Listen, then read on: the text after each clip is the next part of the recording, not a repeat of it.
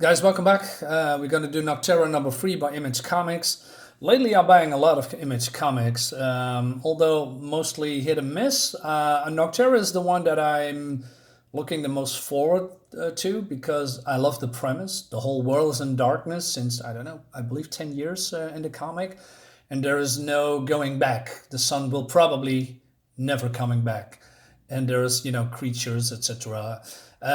Very cool premise. I love this cover, by the way, with the girl and with the main person. And I'm not sure what he's doing. Is he falling or is he just kicking that? I'm not sure. Doesn't matter. Anyway, Nocterra is doing very, very good, and they are doing lots of reprints. Yeah, so I believe people like what they are getting.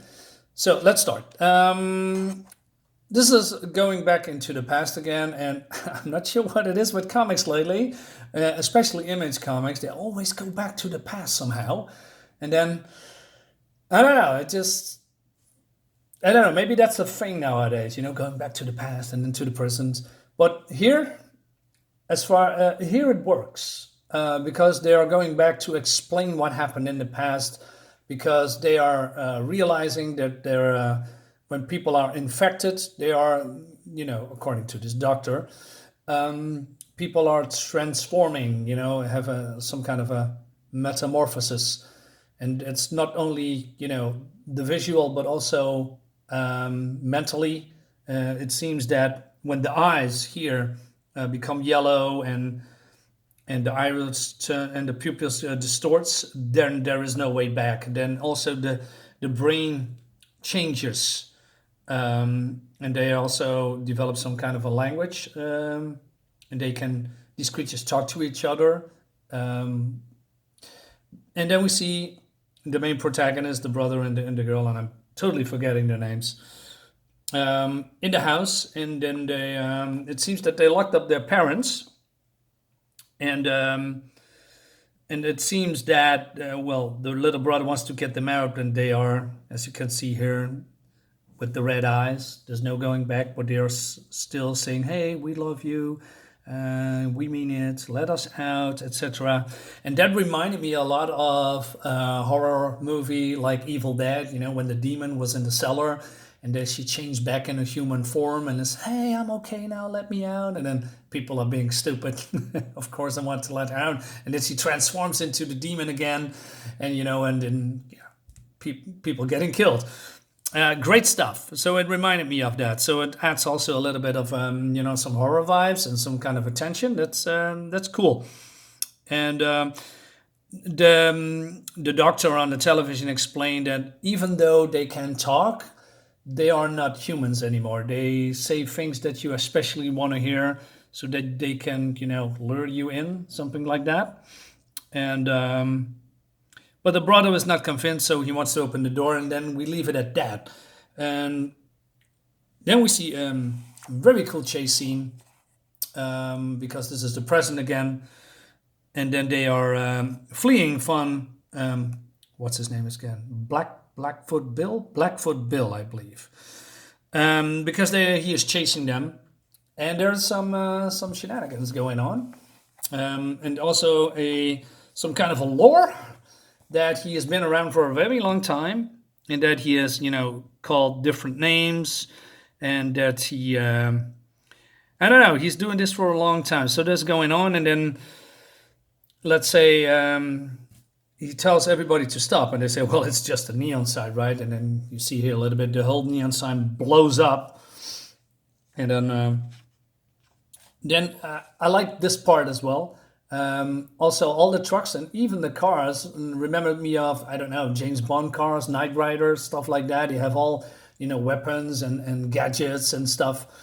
And so she uses the old trick in the book, those ninja stars on the roads, and then, but somehow he just waltzed over it because he was prepared, and he has some kind of a harpoon coming out of his sports car, which it's really cool. And then he launches the harpoon into the back of the doors, but it seems that the harpoons are draining the batteries of the car. So and the brother says to said, "Hey, why don't you pop the back?" And then the girl says, "Well, we cannot do that because reasons."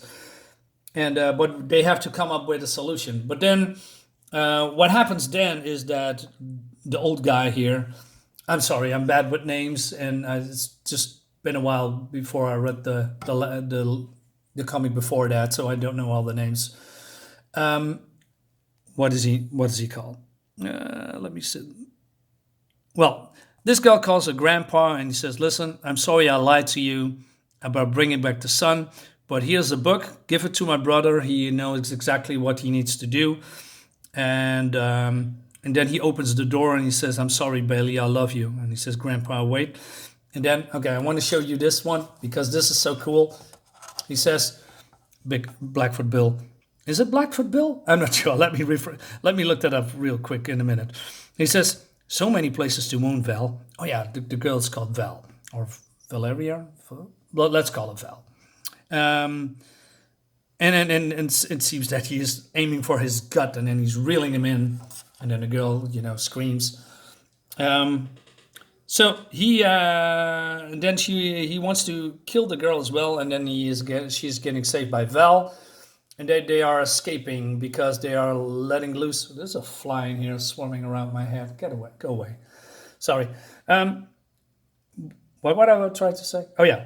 So he said, "How many cans do you want me to drop?" And Val says, "Drop everything. It's going to do it." And there's a lot of, I believe, explosions. So so they escape basically, right? Then something interesting happens. So a little bit later, he's lying there almost dying, and he said, "Hey, Bill, you have me. I give the girl a fake book. You don't have to follow her anymore, etc. And I know what happens to you." And it seems there's a little bit of, how do you say, a history between these two men. And I said, "Well, this is a thrill, Doc. I mean, how often does a guy get to speak with one of his makers?" Okay, that's interesting. So, what happened between these two? And what does he mean with makers? Well, we don't get the explanation right now, but probably somewhere in the future books. So very interesting. And then he gives him the book, but then he said, "Hey, listen, dude. Hey, I'm not gonna kill you. No, I'm gonna get you harpooned here until you get shaded out." Means he's gonna he's gonna let him infect him, by the darkness, and then he's turned into a monster, and then he's gonna, kill Haley. Very cool. And he says, "No, please." Well, what are you expecting, Doc? I mean, this guy is a ruthless mercenary. He's probably sadistic as well. You think you could, appeal to his better sides, which he hasn't? And then I really hate when people do this in comics. Just a waste of page. Nonsense. So then they are having a, how do you say, a pause in another grove, and every grove has a grove. Do I set it? What's that? Well, another neon grove, if you will, and they are. And Haley sees all these hands here, so, and they think, well, is this real or is this just tourists, pressing their hand palms with paint, etc. And then we see this his Val's little brother, and he's sick. He's, for those who do not know, he's transforming little by little into one of these monsters, and they have to get some kind of a solar lamp to reverse the whole process. But it's probably too late. Not entirely sure. And then Val gets into an argument with Bailey, and Val explains that she doesn't care about the world, that she is only here to save herself and her brother.